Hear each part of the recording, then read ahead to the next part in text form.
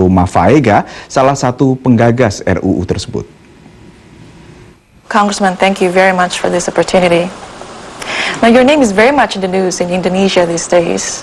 Many people find it odd that the U.S. Congress should be interested in Papua. I know many are also surprised to learn about the bill that you sponsored, H.R. 2601. A lot of people there think of you, or maybe see you, as someone who's going to tear the nation apart by taking Papua away. Can you explain what exactly you seek or you want by this bill? The last thing I want to do is to seek divisiveness in Indonesia. And I think you have to understand this also in the context of the legacy and the history of colonialism in our Asia-Pacific region, if you will. The fact that West Papua New Guinea was a former colony of the Dutch, the fact that when the dictators Sukarno, by military means, literally unilaterally controlled or sought control of West Papua. It's like, you know, another colony colonizing another colony. I think history bears this out as a fact. This is not some theory that I'm stating here. And this is not the issue of West Papua with me wasn't something that I just dreamed up yesterday. I've been following the West Papuan situation for years. What is it that you're trying to achieve? Yeah, I might also add, the provisions of the bill does not in any way tell the Indonesian government what to do. This is an internal matter. This is how we do our policies within my own government. If the Congress wishes to establish a policy or give a sense of direction, it's within our perfect right as a sovereign nation to do so. And the bill simply instructs or tells the Secretary of State to go through the whole historical scheme of how the Act of Free Choice came about. What was our involvement in the 1969 Act of Free Choice? What did it produce? I've never heard of a plebiscite or referendum where you select 1,022 elders out of 800,000 people and to make a declaration that this is democracy. Okay, so you're suggesting, if I may, Yeah. to reassess or to maybe hold another referendum for Papua? No. I'm saying let's review first the circumstances surrounding the Act of Free Choice, if you call it Act of Free Choice, because there are many conflicting, not only views, but facts and information how Suharto administered this whole plebiscite or referendum. And does it fall in line with international practice of how referendums and plebiscites take place? And these are some of the questions that some of us and members of the Congress want to know. And we're simply saying to the Secretary of State, we want to know what the situation is dealing with the Act of Free Choice.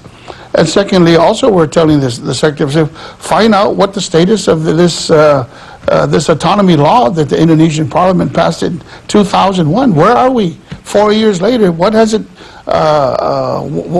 given? Has it really given some measure of self-government to the Papuan people?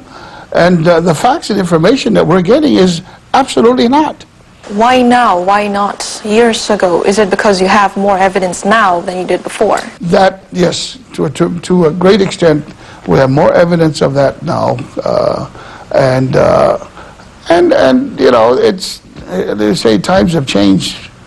And I honestly believe and honestly feel if you want to do the right thing, give the people of West Papua a chance to really have a true plebiscite and referendum as they should have been given under the auspices of the United Nations, which was never given. And I have to fault the United Nations too. They just turned a blind eye and pretended that this plebiscite was legitimate, when in fact it was a farce. It was a sham. No, being a congressman from American Samoa, I know you pay close attention to issues concerning Pacific Islands. Was it that sense of attachment that drew you to Papua? Absolutely. Absolutely. Papua New Guinea is part of our Pacific region. And let's face it, we have basically in Oceania 3 basic groupies: Micronesia, the Melanesians, and the Polynesians. I'm a Polynesian. And we have close ties with the Melanesian community through Fiji. Many of my ancestors were missionaries to the people of Papua. It is not part of Indonesia, man. I would like to, these people are Melanesians. They have no connection whatsoever to the cultures of Borneo, Java, Sumatra that make up Indonesia. Now, Congressman, as we speak, there are a set of Indonesian lawmakers who may well be on their way to the U.S. Congress to counter your bill. What is your take on that? Well, actually, I've had an excellent dialogue, discussions with some of the parliamentarians from Indonesia who were here last year. I would like to offer a real personal as well as official, if it's such a thing, invitation for our parliamentarians from Indonesia to be part of this program, maybe to hold some kind of a forum. And I'll find out maybe from other institutes or think tank organizations here in Washington, D.C. to air out their points of view about the situation in West Papua. I would welcome it. Congressman FALEOMAVAEGA, thank you very much for this opportunity. Wawancara Sondang Sirait dengan anggota Kongres ENI FALEOMAVAEGA. Dan kami akan kembali setelah pesan berikut.